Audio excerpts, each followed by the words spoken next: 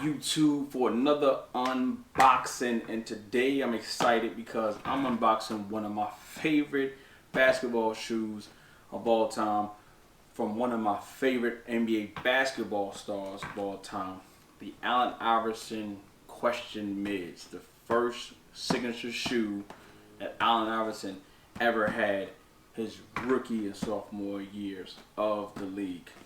Allen Iverson came out of Georgetown University, and that's when I first started to follow him. And I kind of gravitated towards him because I like playing ball, and I wasn't a really tall guy, and I was a guard. He was only 6 foot tall as a guard, but his game was huge. This man was not scared of nothing. Back in those days, back in 95, 96, big men ran the league, and they ran college. So the bigger the players, the more dominant they were, but he wasn't scared of nothing. He would go down the hole, take the charge or take a foul. He'd fall down, but he always got back up. He had a signature crossover move that, I went crazy for, because that was like the beginning of like that street ball era, kind of during the and one era, maybe a little bit before it. But he was doing it. He was exciting to watch. And then after 2 years with Georgetown, got them to the Elite 8 round and got knocked out by the Massachusetts Minutemen. He entered the 96 draft, which is arguably one of the best drafts of all time. I mean, he had the likes of like Kobe Bryant, Stephon Marbury, Steve Nash, Antoine Walker, Marcus Camby.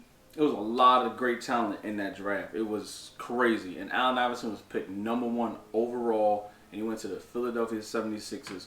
Well, right when he got there, he made an immediate impact on the team. The highlight of his career, his MVP year, was the 2000-2001 season when he actually took the Philadelphia 76ers all the way to the finals. And I mean, we talk about LeBron being really great and doing what he does, and he's 6'8", and he's great, and he took some bums or whatever, if you think, a horrible team to the finals several times. Allen Iverson at 6 foot carried an entire team all the way to the NBA Finals, where he won a game against them, but he lost against the LA Lakers when they had Kobe and Shaq during their era, right? So it was a great accomplishment. The guy was super iconic. He looked like he was a rapper. So, basketball players want to be rappers. Rappers want to be ballers. It was crazy. He used to wear jerseys and jewelry. He had cornrows. He had tattoos. He had a signature sleeve because he actually hurt his elbow one year, and the sleeve actually helped with compression for his elbow, and that turned into a statement. Now you see all these different guys in the NBA wearing sleeves. He was wearing headbands. Like, he had a whole style on his own, so he really was super iconic for the culture of basketball. So when Reebok decided to work with him and actually sign him to a deal, they wanted a shoe that would do the exact same thing. So these questions give you a little background on those. The reason why they call them the questions is because Allen Iverson's nickname on the court was the answer. Because whenever the ball's in his hands or you had a problem, he's the answer. He's the go-to guy. So they had questions, but also the name questions, there were a lot of questions about his ability.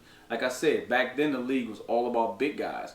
And he was really small. They were like, can he stand the test of time? Is he durable? Will he be able to take a team to that next level? So they had a lot of questions about what it was, So with these shoes, Allen Iverson really didn't care about the money per se at first. He actually was worried about how they looked. So he made sure that he wanted them to look really fresh. And these guys at Reebok were really smart, because they says, we're going to have these shoes by training camp, because they wanted him to wear these the entire first rookie year. And back then, that was kind of unheard of for a rookie to have his own signature shoes so fast. Usually it takes about 2-3 years or a whole season to develop, test a product of a shoe, and then give it to the player. But he got his off top because he was one of those like talented guys. Nowadays, it's more commonplace with the big guys, that kind of stuff. LeBron came right out of high school with his own shoe and everything else. But these shoes were so iconic. I mean, the way they were designed, what he did in them. So these are going to be the double crosses colorways, which is the red and blue toes, right? And they're supposed to commemorate his whole career and also represent that iconic moment when he crossed Jordan up twice. He gave him a little hezzy at first, a little small cross to see if he bite for it, and then he did the big cross, and then he took the jumper and shot it in Jordan's face.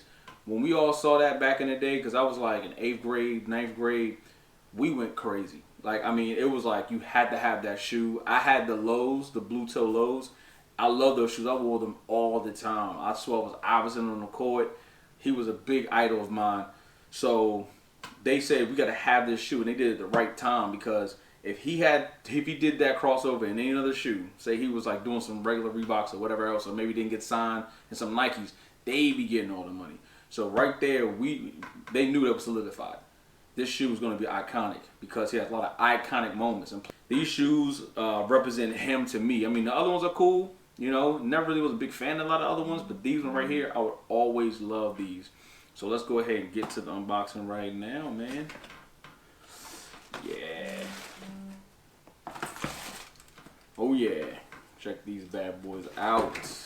Ha ha ha. Yes. So we got, yo, these are super fresh. So you got the 2 different colorways that came out first. So the red toes came out. And what they were saying was they wanted to make a hard shell toe or a hard colored toe to look like, you know, he's really fast. So they want to represent him. So these shoes look really fast. So they did a great job with that. I mean, they got these speed lace holes right here that say Reebok going up the side. I love how the Reebok logo on the red toes is red with a blue trim. And then on the blue ones, it's blue with a red trim. Crazy. They have the Reebok logo that they altered with a circle around them to look like a Q for the questions, you know. And definitely Iverson's the answer. They have this awesome like woven type of thing on the tongue, which is great. And at the time, these shoes were innovation for Reebok. I mean, they put a lot of technology in this shoe to start off with. I mean, with this midsole, with the cushions in the midsoles, the icy bottom, the tread and stuff, which is super dope, super clean. I always love that. These were some shoes that I definitely loved growing up, and they make so many different colorways. They were even saying that they used to try to make a different colorway for the home team for all the All-Star games that he went to. And now we got a whole bunch of colorways that actually are living up to today. I mean, these shoes came out in 1996, 97. And on the inside of the sole, they actually have, you know, on the red one it says 96.